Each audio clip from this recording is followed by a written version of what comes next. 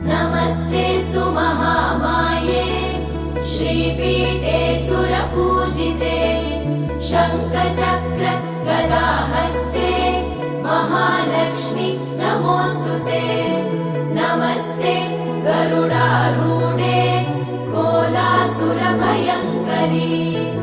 सर्वपाप हरे देवी महालक्ष्मी नमोऽस्तु ते। महादेव्यै च विद्महे विष्णुपत्नी च धीमहि तन्नो लक्ष्मी प्रचोदयात्।